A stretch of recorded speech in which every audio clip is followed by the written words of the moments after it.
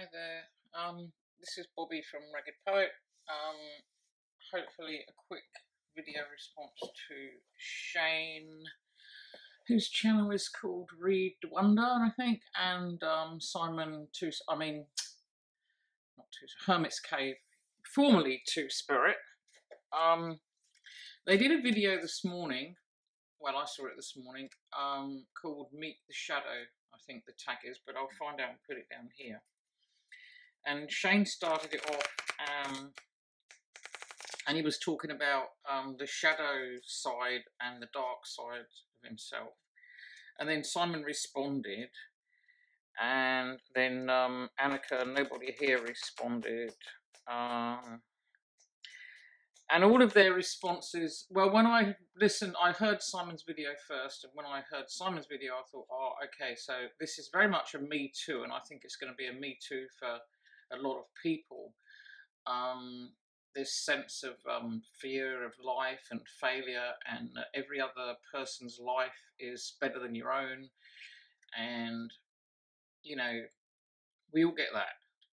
Social media has got a lot to answer for, especially as far as the very vulnerable, like young kids and everything, are concerned, and teenagers who really haven't found any form of identity yet and are still struggling, and they meet all this stuff online, a lot of which, as we know, is fake and leads to this this FOMO, this fear of missing out, and this everybody's life is better than mine. I think the grass is always green, and we always believe that everyone else has got it sussed and got it going and got it there and blah de blah. Anyway, I left a comment on Simon's video using an analogy of boats, basically, saying that, you know, it felt like, okay, everyone, if you imagine like life as this great big ocean, and we're all on a little boat in this ocean, and our boats might be all different. There'll be different colours, and some might be old wooden tugboats or old steel narrowboats rusting away, and some could be big flashy America's Cup yachts, and some could be little canoes. And we all facing this big storm, and some people get ahead of us in the storm, and they, you know, you see this big flashy Super Cup yacht, and you think, oh shit, the wind's always at its back, it's always going the right way, everything goes well for this yacht, and suddenly that wind turns, and then those sails are not so good for that yacht anymore, because the very wind that pushed them forward can push them back and turn that yacht over a hell of a lot harder, unless they're really skilled and they've got to really work to keep it right. Whereas a little low down little tug without any sails could power through that wind and kind of go almost underneath it and just chug along, but wouldn't be using its own force against itself, if that makes sense. So, you know, we're all there, we're all in the ocean, and we're all fighting, and we've all got, some people, yes, some people do get a head start. Some people are born with like looks and beauty and money, and if that is what you think is success, and yep, no doubt sometimes it does help. Most jobs that they say, it's not what you know, it's who you know. It's very, very true in my experience of life. But it doesn't mean that we've got any less than anyone else. I mean, to me, and I've been very lucky in that I've lived as a very struggling poor person to a relatively wealthy person, and none of that stuff really mattered. What matters to me, and it was always mattered to me more than anything, is my family, and my very close friends who are my family as well. So that's always going to be at the core of my happiness, which, as far as what I was going to talk about, is not how it should be, because your happiness is supposed to not be reliant on outside things, but reliant on the inside thing. But then I'm not this fully flipping developed, individuated, mentally balanced, emotionally balanced human being. Far from it. I'm a flipping overly watery Cancerian, double Cancerian, with planet after planet in Cancer wreck, especially at the moment. I've had a flipping shit year, you know, like I've had everything go wrong in my life this year. I've had kids leave and house floods and animals die and I lost my mum and I broke my toe and then I damaged my pelvis and I've just got off crutches. I've had just, you know, one thing after another. But it's not really so much what happens to us, and it's not what happens to other people. It's just like we all know this is how we deal with it, and that's the hardest thing. And Simon and Annika, well, Annika was saying she felt a failure. We all feel a failure a lot of the time, but why? Who are we failing? You know, we're failing ourselves because we've got expectations. We're failing our ego. But to me, that's not what shadow's about. So, to me, the shadow is not a fear of failure or a fear of life, because those things are a huge part of society. We all have those things. To me, the shadow side is the really dark side of us, which I put as well in one of my comments on the couple of videos. I think one of the closest things I've come to seeing it as a common denominator among people is road rage. You know, when you see people and they say, oh, you want to see them, that person changes completely when they get behind the wheel of a car. You know, you get the most peaceful little lady using a, you know, what's the word? I've forgotten the bloody word now. Anyway, I can't remember the word. It's not archetype, but it's something like that. And it's a very basic word, but I'm shit at videos. Anyway, you get the perfect character of a peaceful little old lady sitting there knitting. You can put her behind the wheel of a car, and she's this demon, and she's swearing at everyone, kind of a bit like the. Oh, these are some of my. I like Patrick Valenza's art. Is very good at shadow thing. Like the Queen responds with an obscene gesture. This is a card that Patrick sent me years ago.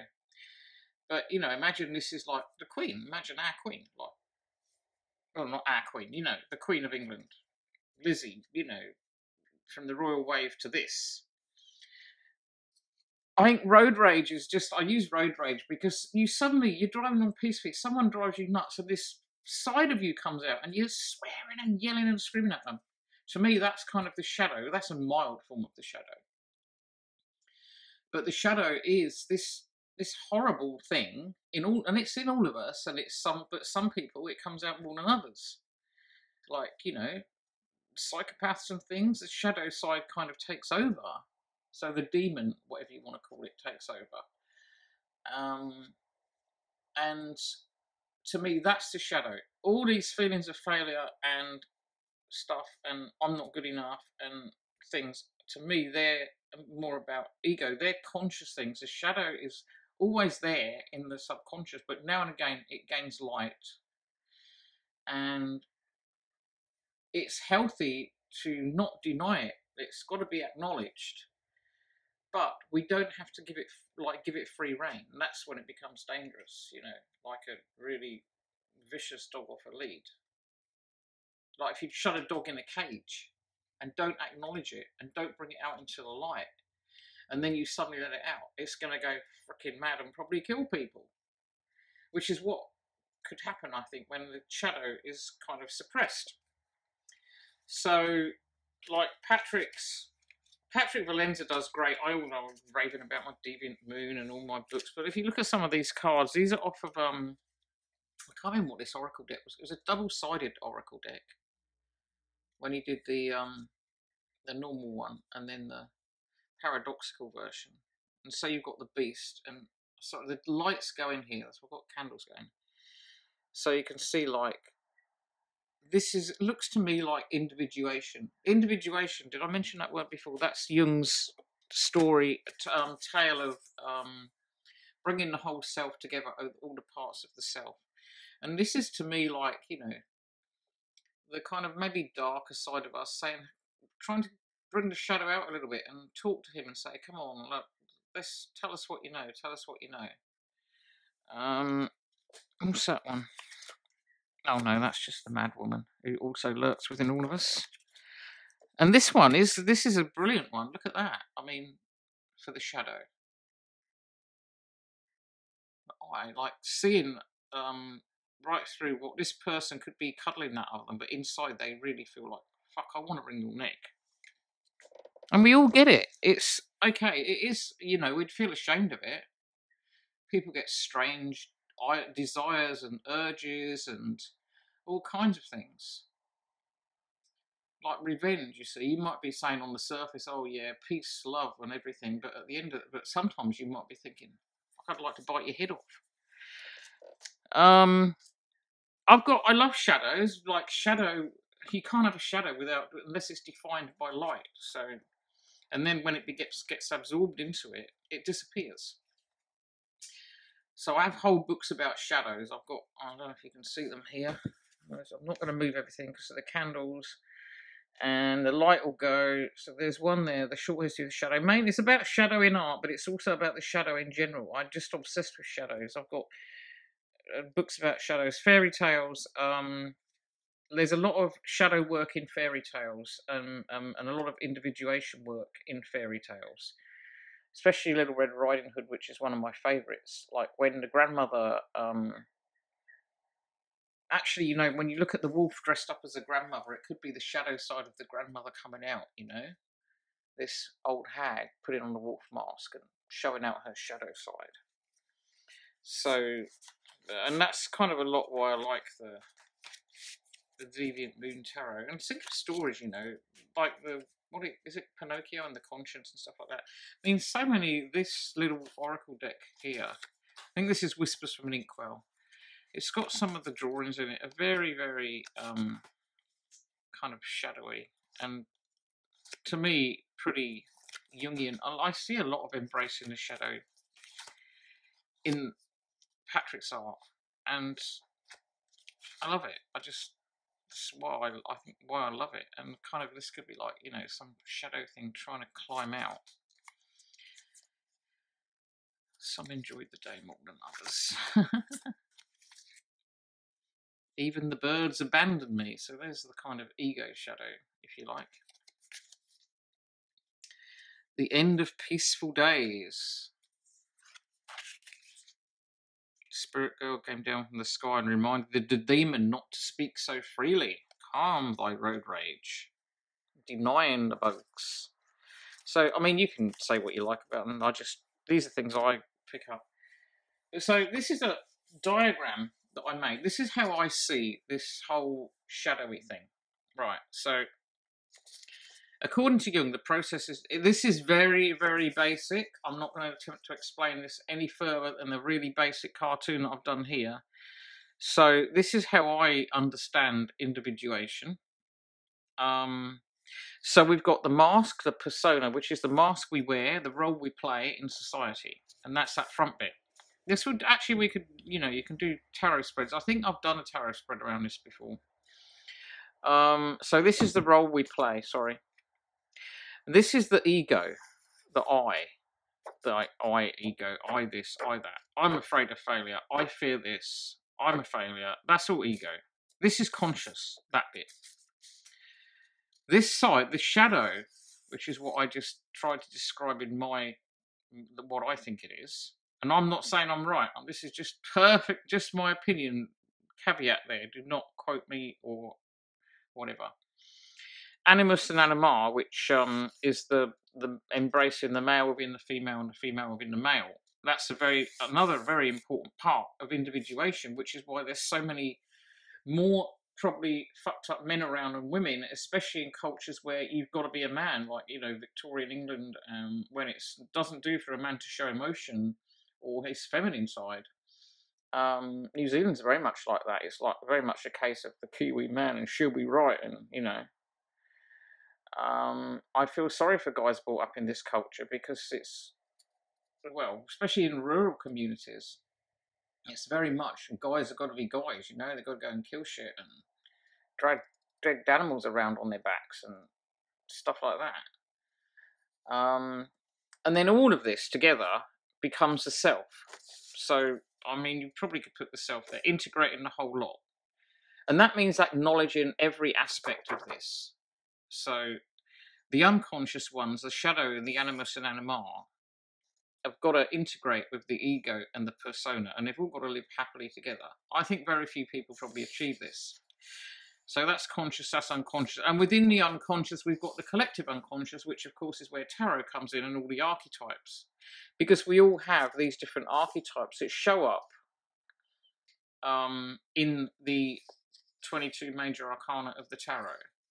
So this is my very basic thing. If you want to know about Jung and individuation, just Google it, get a couple of books, look at fairy tales. This one, Marie-Louise von Franz, she's a Jungian, Individuation in Fairy Tales, is a very good book. There's a lot of others. I've got a couple of other books. I don't know where they are at the moment. But this is what I wanted to say about shadow. And the lunar eclipse has just happened, so it's quite timely. No, it's not in well, the moon's in It's happening in the Cancer season, but the moon's actually moved into Leo, just moved into Leo at the moment. But so I should be coming into some power. So that's my VR to you, Shane and Simon, and thank you for sharing. Meet my shadow. My shadow is like I said, the road rage person, the person who maybe the shadow is the person who says, you know, the person who would try to commit suicide, maybe take their life. But that's a pretty nasty act. But again, is that about ego? There's a lot of things to do. I think we do think of the shadow as depression, and that the shadow can cause depression, but I don't think the shadow is the depression. The depressed person is not the shadow, but not acknowledging that darkness can probably cause depression. A lot of the darkness, like Freud was right, comes from childhood and unresolved issues. And they've become part of the unconscious, and they're part of the things we need to integrate. I'm sorry if I'm talking babbledy-book here, I ramble a lot. But, I mean, I'm struggling at the moment. I'm struggling with grief, huge struggle. After losing my mum, it's not real. Some days I walk around and I scream and I swear and I shout and I want to pull down the heavens and tear them apart. And then I look at myself and I think, you know, why there's people in this world who are suffering so much, and you feel and you think you've got a right to moan. You know, stuff like that. I sometimes think I might see that as a shadow, but it's not really the shadow. It's dark. It is kind of dark, but it's still ego. I haven't done a very good job of explaining any of this, so I think I better shut up now.